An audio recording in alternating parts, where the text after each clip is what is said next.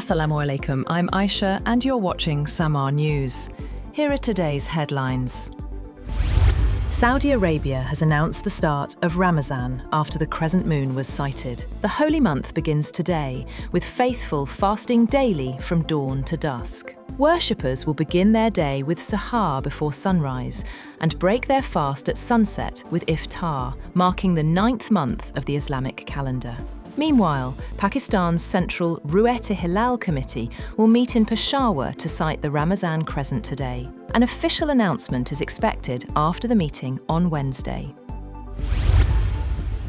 Iran's Foreign Minister, Abbas Araghchi, says Tehran and Washington have agreed on a set of guiding principles during indirect nuclear talks in Geneva. He described the discussions as more constructive than the previous round, but said a final deal remains distant. Both sides will now work on draft texts before deciding on the next round, as US President Donald Trump continues to warn of consequences if no agreement is reached. Earlier, Iran's foreign ministry said Tehran had conveyed its position on nuclear limits, sanctions relief, and a possible framework for agreement, and progress depends on Washington avoiding unrealistic demands. Also, Iranian state media reported that parts of the strategic Strait of Hormuz would remain close as the Revolutionary Guards conduct military drills. Tehran previously warned it could shut the vital waterway if attacked, a route that carries about a fifth of global oil supplies.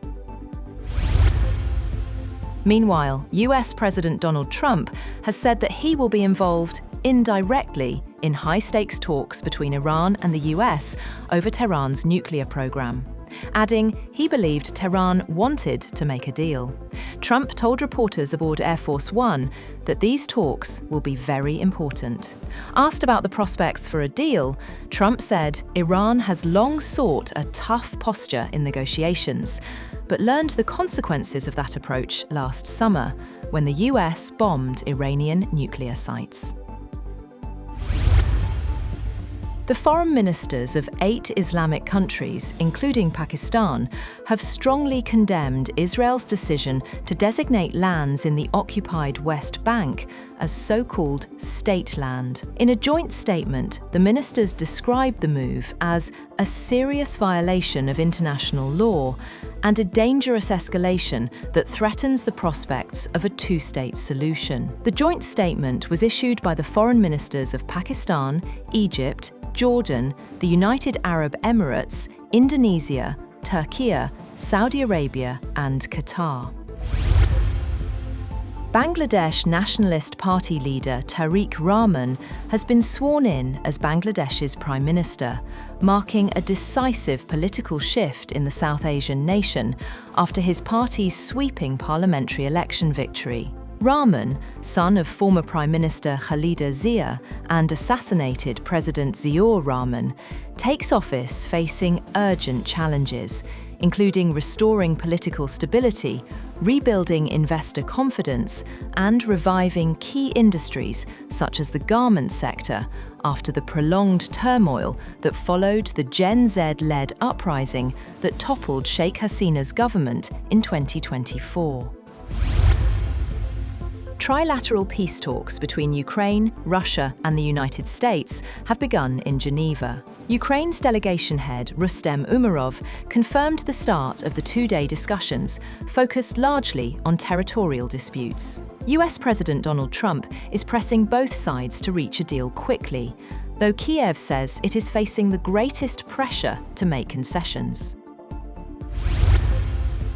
Russian forces have pounded Ukrainian power infrastructure before a new round of peace talks, killing 3 energy workers and leaving tens of thousands of people without power and heat. President Volodymyr Zelensky condemned the overnight strikes on 12 Ukrainian regions that came under attack hours before the scheduled start of US-backed trilateral talks involving Kyiv and Moscow in Geneva. Zelensky wrote on X that it was a combined strike, specially calculated to cause as much damage as possible to our energy sector, calling for diplomacy to be backed by justice and strength.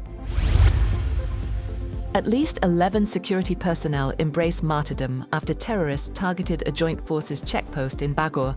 On Monday, the military's media wing said. According to ISPR, 12 attackers were killed when troops foiled the assault. The militants reportedly rammed an explosive-laden vehicle into the checkpost's perimeter wall, causing a powerful blast that destroyed the structure. A young girl was also killed in the explosion, while 7 others, including women and children, were injured. Authorities said sanitisation operations are ongoing in the area.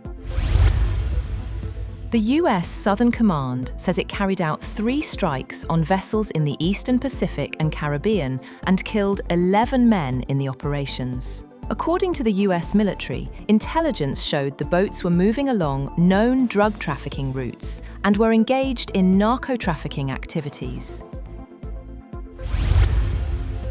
New Mexico lawmakers have passed legislation to launch what they said was the first full investigation into what happened at Zorro Ranch, where the late US sex offender Jeffrey Epstein is accused of trafficking and sexually assaulting girls and women. A bipartisan committee will seek testimony from survivors of alleged sexual abuse at the ranch. Legislators are also urging local residents to testify.